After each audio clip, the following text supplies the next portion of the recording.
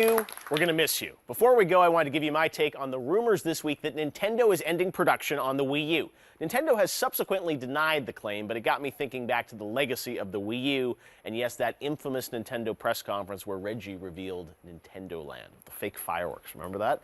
The Wii U had a complicated lifespan, and it got off to the wrong foot at E3 for 2 years in a row. Anyone remember Nintendo TV?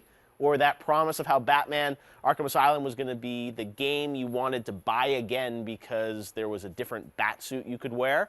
The Wii U had some real standout games, and for me, Splatoon was probably the best example of Nintendo at its finest. It was sort of like Blizzard when it finally made Overwatch. Nintendo birthed a new intellectual property with a killer game mechanic. It was fun, it was fresh, it was very Nintendo, and it's something that we hadn't seen in a long time, perhaps back to the days of Pikmin. But third-party support dried up very quickly, and honestly, Wii U became a console for very patient gamers. Even Zelda, which was first teased over 2 years ago, still isn't out. Now, I know there are Nintendo fans out there, but if you're one, you probably had to buy another console to satiate your appetite for gaming.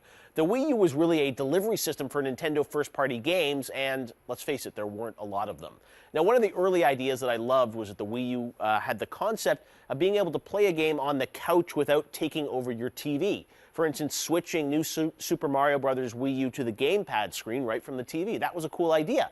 And when you think about it, Switch isn't that much different of a concept. It just removes the tether to your TV, and the messaging is so much more clear. Even the graphics on Switch look pretty similar to Wii U. That Zelda footage in the reveal didn't look appreciably different to me, but nobody seemed to mind because Nintendo was confident in its approach and its messaging.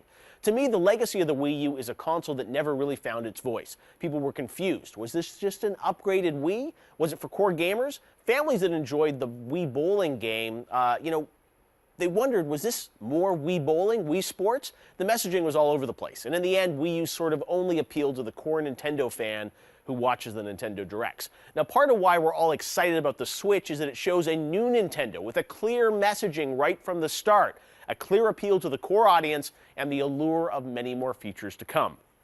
Nintendo, in a way, has found its voice for the console, and there's momentum, even if ultimately we'll probably gripe about the graphics or certain features or lack of real new third-party games. But at least the Switch has us intrigued, and the Wii U never really had the wind at its back. It was always behind the 8-ball, so probably time to put it to rest. Now, there are great games to remember for the Wii U, and I certainly have some fond memories of interviewing Reggie throughout all the years of the Wii U. It wasn't, as bad as the Virtual Boy, but it also wasn't the NES or the Wii. And while I imagine you'll still be able to buy a Wii U for a while, it makes sense for Nintendo to sunset the console in 2017, especially if the Switch is affordable and somehow compatible with digital downloads of Wii U games.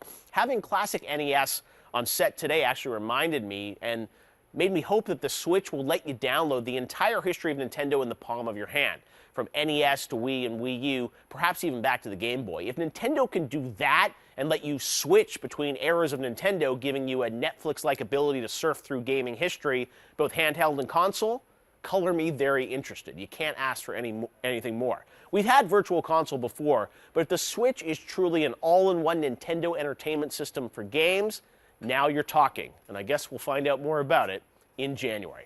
All right, we'll be